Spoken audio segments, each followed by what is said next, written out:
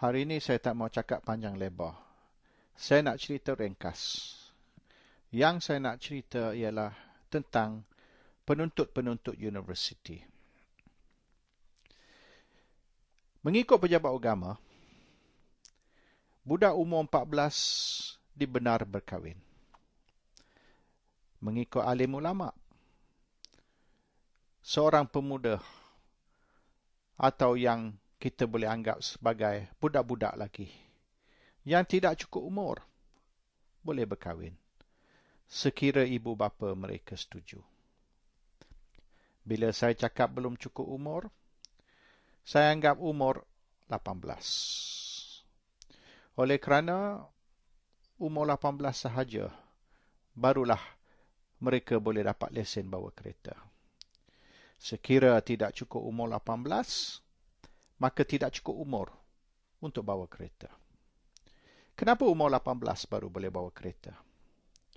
Ini ialah kerana seseorang yang tidak cukup umur 18 dianggap sebagai budak-budak.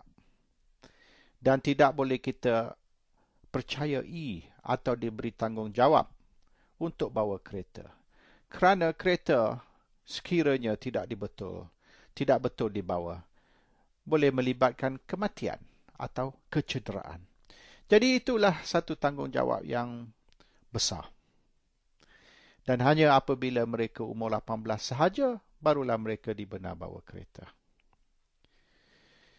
Tapi umur 18 masih tidak boleh kita percayai untuk mereka mengundi. Maka mereka kena umur 21 baru boleh mengundi. Kita percaya mereka bawa kereta, tapi kita tidak percaya mereka mengundi. Apa sebab? Mengundi ialah satu tanggungjawab dan ialah satu hak. Tapi hak tersebut hanya boleh diberi apabila kita mencapai umur dewasa. Tapi sekira kita melakukan jenayah serius, jenayah seperti membunuh, adakah kalau kita tak cukup umur 21, kalau kita hampir 19 ke 20 ke umur, adakah kita anggap sebagai masih budak-budak? Tidak. Sekira kita lakukan pembunuhan, kalau kita sudah melebihi umur 18 tapi kita tidak cukup umur 21, kita masih dihukum bunuh. Sebab undang-undang menganggap bahawasanya umur 18 kita sudah cukup matang dan cukup dewasa. Dan kita perlu bertanggungjawab di atas perbuatan kita. Dan sekira kita melakukan pembunuhan, maka kita juga akan dihukum bunuh. Apa sebab bila undang-undang hukum bunuh dilaksanakan, umur 18 sudah boleh dilaksanakan, tapi apabila mengundi, kita kena tunggu lagi 3 tahun. Tetapi, sekira kita umur 14, kita boleh berkahwin. Tidak ke mendirikan rumah tangga atau kahwin ialah satu tanggungjawab yang besar? Apa sebab kita tidak diberitahu kita kena tunggu umur 18 ataupun umur 21 baru boleh kita berkahwin? Sebab umur 18 baru boleh bawa kereta, umur 21 baru boleh mengundi. Jadi itulah dua umur, 18 dan 21, yang kita anggap sebagai kita cukup matang dan cukup dewasa dan boleh diberi tanggungjawab. Jadi perbezaan di antara peraturan atau undang-undang, sekiranya untuk satu isu, satu perkara, umur sekian-sekian cukup, untuk satu isu lain, satu perkara lain, maka kita kena tunggu hingga kita lebih dewasa. Bagaimana pula sekiranya kita penuntut universiti? Maka kita tidak dibenar untuk melibatkan diri di dalam politik. Undang-undang nak nyata. Mana-mana penuntut universiti terlibat dalam politik, maka tindakan akan diambil terhadap mereka. Di sini juga perbezaan di antara undang-undang. Budak-budak umur 18 boleh bawa kereta walaupun mereka penuntut universiti. Dan sekira mereka nak berkahwin juga boleh. Sekira tidak ada bantahan atau halangan dari ibu bapa. Tapi mereka tidak boleh terlibat di dalam politik. Jadi kekeliruan berlaku. Di mana umur yang kita anggap sebagai umur matang. The age of consent. Ada ke 18 atau 21?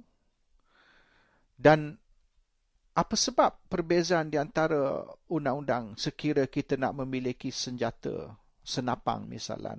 Sekian-sekian umur sudah boleh. Sekira kita nak ada lesen bawa kereta, sekian-sekian umur sudah boleh. Tapi kalau nak mengundi, kita kena tunggu sampai umur 21. Tapi kalau kita nak kahwin, kita umur dalam berapa belas pun, tak cukup umur pun, masih boleh.